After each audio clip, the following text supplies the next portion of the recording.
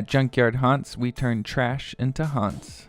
Today we're going to make a Frankenstein pumpkin. This particular prop is fairly easy to make, however it will take a long time in the paper-mache process. We start with grabbing a grocery bag and just filling it with trash. You can use literal trash if you want, however if it's stinky, this prop will smell in the end. But we will be removing whatever you put inside of it, so if you want to use stinky trash, feel free. We will remove it.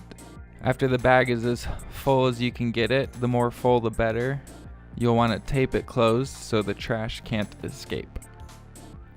Since pumpkins have those little ridges or bumps, we're going to copy that effect by using some tape.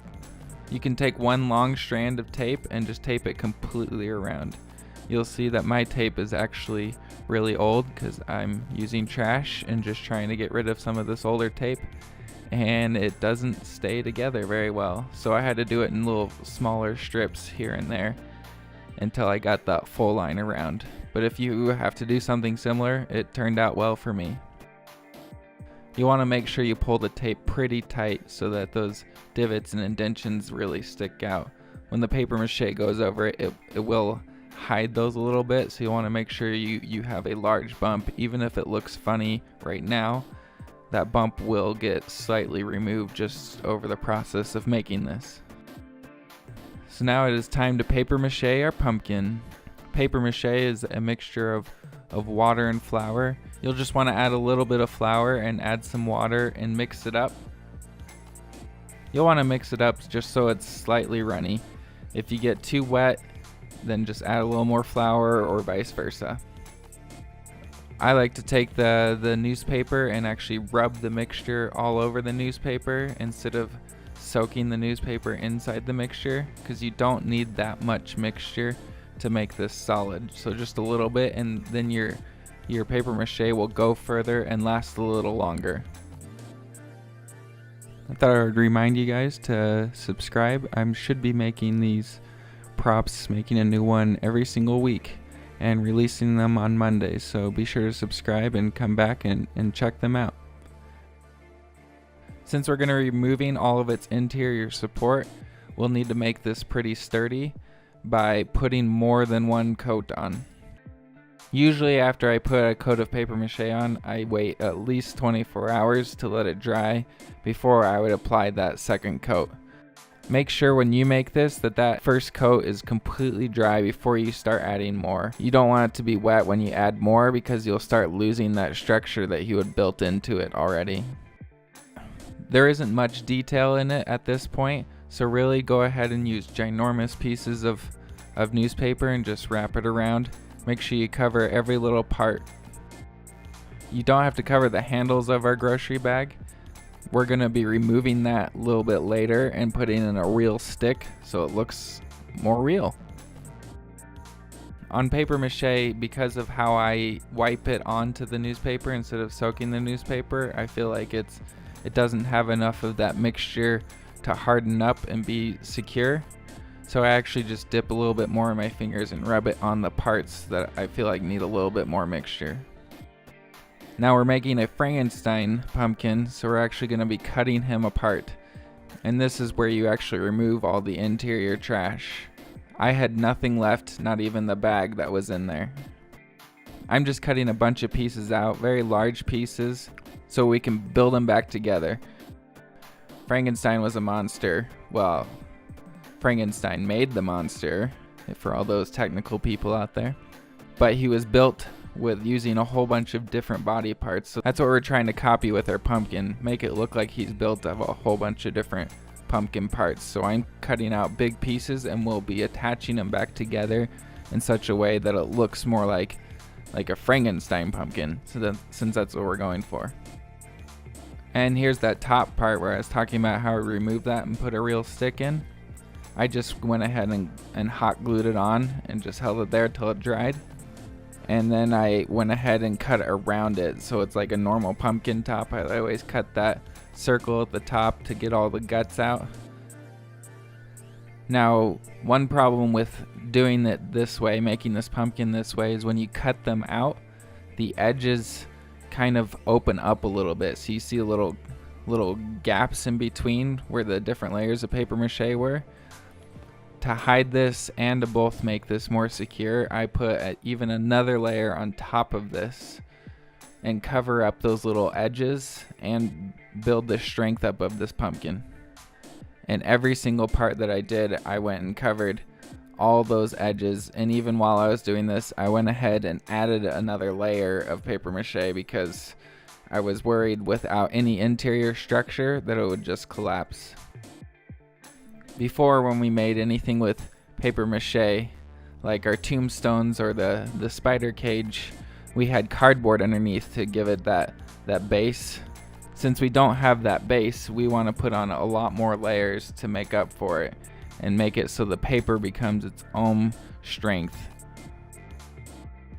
When we make the paper mache mixture, I like to mix the flour with warm water.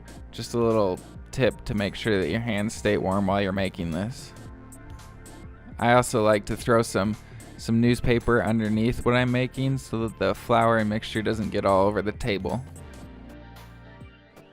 I think in the end, with doing this final layer here, I think I had 4 coats of paper mache throughout the whole thing. I think it probably would have been fine with just 3 if you didn't want to spend as much time paper macheing it. Now doing the bigger piece, I actually only paper macheed around the edges and corners. I didn't put a whole nother coat on, and that's why I was saying that would probably be fine to do just 3 layers instead of 4. I actually just stopped on doing this.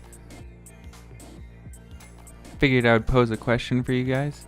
I can always let the video of the paper mache just play and talk over it, or I could skip a lot more. So what would you guys like to see? Would you like to see me do the entire thing all the way through, or skip a lot of it and just show the highlights of the whole process? When putting the paper mache around the edges of this big piece, I actually didn't finish the final coat on this one, the big part of the pumpkin, just because I ran out of paper mache and I didn't want to make any more. But in the end, it turned out strong. So that's why I was saying that you probably only needed 3 layers instead of 4 like I did on the smaller pieces that we'll attach back on. So when you're paper macheing a larger project like this, you want to make sure you do the entire thing at once. If you just paper mache half of it and then come back, it will be hard to tell where you left off, at least for the second and third coats. The first coats, obviously, that's a little bit easier to do, but for the second and third coat, make sure you set the time aside that you do the entire thing at once, because it is very difficult to come back and find where you left off. Now we're going to be making the face of the pumpkin. We want it to be a jack-o'-lantern style. I went ahead and made it a more basic face instead of a more highly detailed one, just to highlight the fact that we're using multiple pumpkins put together to make the Frankenstein. So when I cut out one eye, I cut out like a circular shape, and then when I cut out the other eye on that other piece that we're going to attach on, I used a triangle instead. A lot more simple shapes would help stand out and show the fact that this is our Frankenstein. I didn't want to go back and put another coat of paper mache on, so when I cut out these edges, I still got that same peely apart effect in between the paper mache. So instead I just taped it back on using my same old crappy tape. Had I made my pumpkin a little bit bigger, and maybe that would be better for you guys if you made your pumpkin bigger, I could have also cut like half the mouth off and have one side of the mouth be that smiley that I did, and the other side of the mouth be a frowny or a grin or something that doesn't match. My face ended up being a little squished on this pumpkin, and I didn't have a ton of room to work for. If I did, I think it would have been better to add a nose or do something besides 2 teeth for the mouth, or even, a whole bunch of teeth or things like that. But my face ended up being squished a little bit, and so that I just went and worked with what I had and what I had built. If your face ended up being larger, I really suggest making the mouth a little more detailed than just two little teeth. So now it's time to paint the pumpkin. Since our pumpkin is going to be so easy to see inside of it, we're going to have a lot more openings. I needed to paint both the inside and the outside.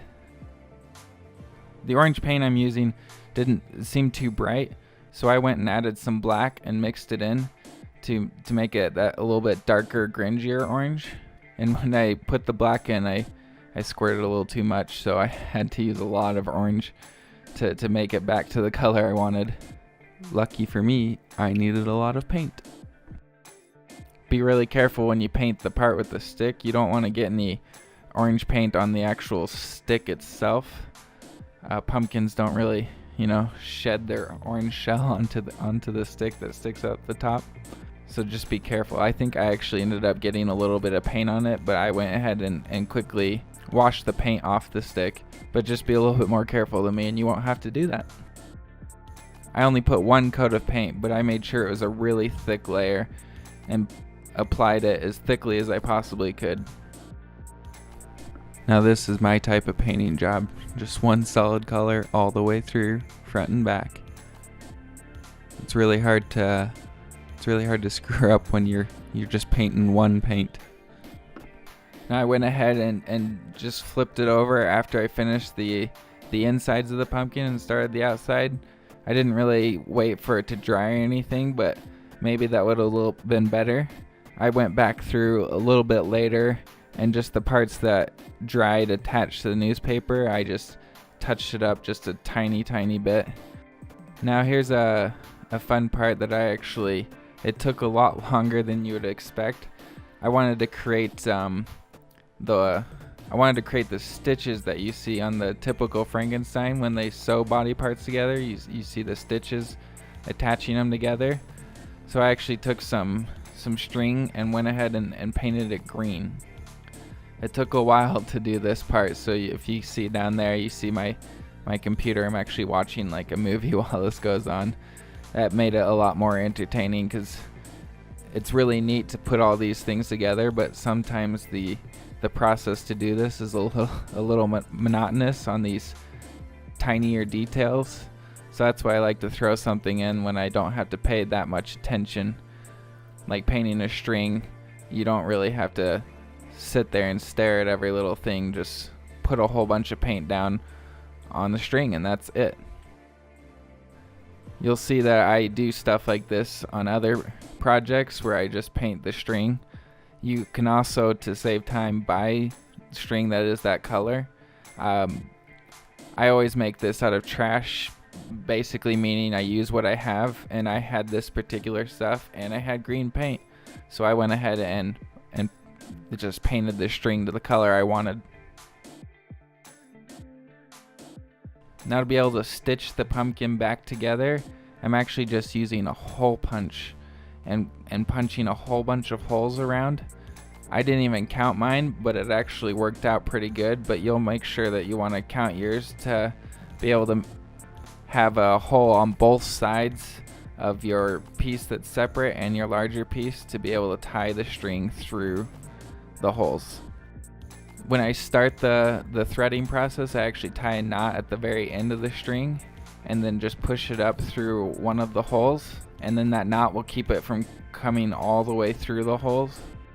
And then I start just looping it back and forth, pushing it down the hole on one side of the pumpkin and then coming back through the other piece and sticking it up through that hole and just going back and forth until the entire pumpkin head is secure onto the piece.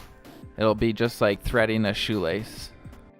And at the end, I once again just tie a knot so that it can't come loose. Just a simple knot. Any knot you know will work.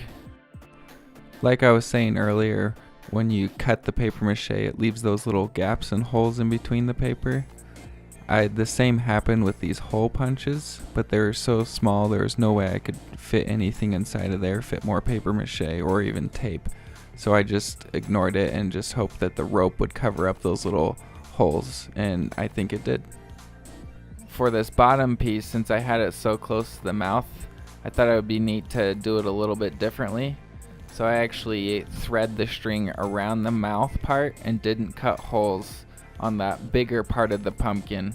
I still had to cut the holes on that smaller piece to feed the wire through, but I just wrapped it around the mouth for the bigger piece. This is what I was talking about in there earlier. This is the actual Frankenstein part of the pumpkin, where it looks like it's all made from different pieces and we're just stitching them back together to make one complete pumpkin.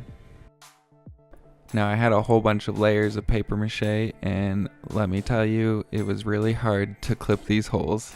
My hand was sore afterwards. So that's another reason to use less layers when you're making this pumpkin. To tie the knot for the bottom piece, it actually took a lot more.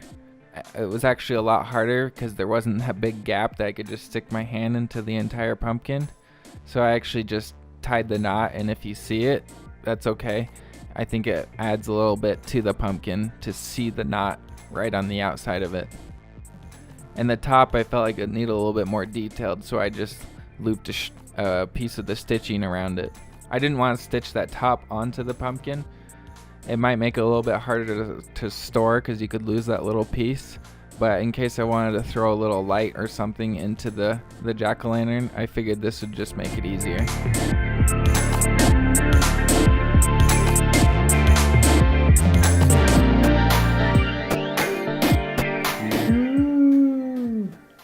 So scary.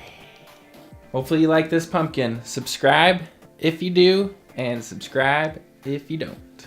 I like to go over things I learned so yours can be even better than mine. When I took the trash out of the inside of the pumpkin, the heaviness of the paper mache started to compress it. And so in the future, I would probably just double it up, make it even taller, so when it compresses, it still has a lot more room to see the face. Tell me what you guys want to see in the future, and maybe we'll make that next time. Okay, we didn't make it so it could move its mouth. Too bad. Maybe next time.